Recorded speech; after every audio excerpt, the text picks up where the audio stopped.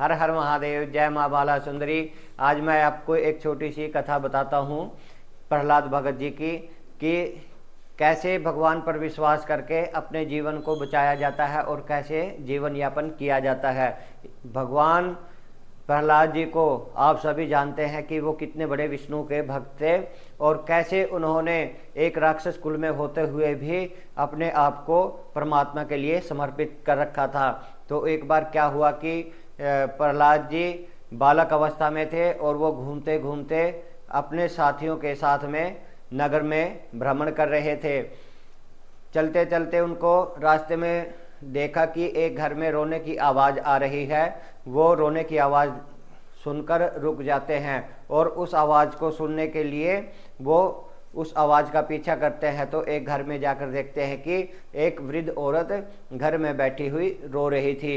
उन्होंने उससे पूछा कि माता क्या हुआ, आप रो क्यों रहे हो।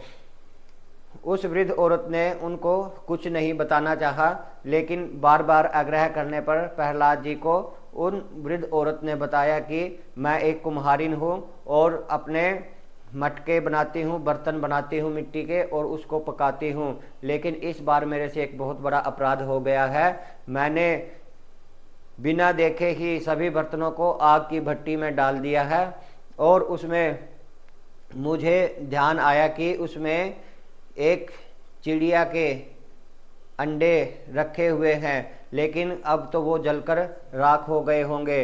प्रहलाद जी को अपने भगवान के ऊपर विश्वास था। उन्होंने कहा माता आप आज रहने दीजिए, जब हम कल सुबह आएंगे तब आप इसको बर्तनों को आप अग्नि से फिर निकालना, जब तक ये ठंडे हो जाएंगे। भगवान प्रहलाद अपने भगवान के इष्ट देव की, भगवान विष्णु की आराधना करते हुए मन में यही बात लेकर रखते हैं कि भगवान उनका जीवन को कैसे बचाएं, भगवान उनके जीवन को कैसे बचाएं, यही मन में रखते हैं। जब वो अपने घर पे जाते हैं और रात भर उनको भगवान के स्मरण करते रहते हैं और रात भर कहते रहते हैं कि भगवान उन पक्षियों को कैसे बचाएं। यहाँ पर आप देखिए, भगवान की लीला को देखिए कि भगवान अपने भक्त की कैसे सुनते हैं। जब सुबह प्रहलाद जी अपने साथियों के साथ फिर उस स्त्री के घर पर पहुँचते हैं और उनसे कहते हैं कि माता अब उन बर्तनों को निकालिए, मुझे भगवान पर पूर्ण विश्वास है। जब उन बर्तनों को अग्नि से निकाला जाता है पकने के बाद, तो उसमें देखते हैं कि जो चिड़िया के अंडे थे वो ज्यों के त्यों थे और उसमें से जो बच्चे थे वो भी ज्यों के त्यों सुरक्षित थे। प्रहलाद जी ने भगवान विष्णु का अनुसरण करते हुए, उनकी पूजा अर्चना करते हुए,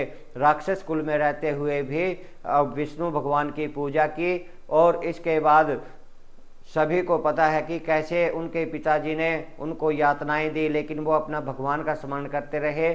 उनके भगवान के स्मरण करते करते उनकी शक्ति इतनी बढ़ चुकी थी कि वो हर दुख दर्द को भगवान की भक्ति करते करते ही सहन कर गए, उनको खरोंच तक नहीं आई।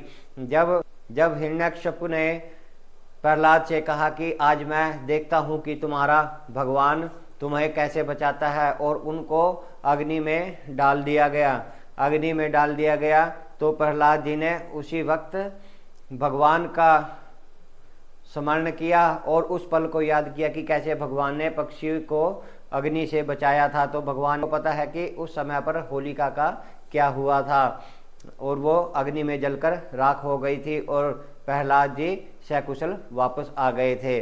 तो कहने का तात्पर्य यह है कि भगवान को आप संकट की घड़ी में तो याद करते ही करते हैं, जब आप खुशी की घड़ी में भगवान को याद करते हैं, उनका स्मरण करते हैं, तो भगवान को भी याद रहता है कि मेरा भक्त कोई ना कोई मुझे याद कर रहा है, और उसको संकट की घड़ी से निकालते हैं और उनके ऊपर संकट आने ही नहीं देते। हर हर महादेव, जय माँ बाला सुंदरी।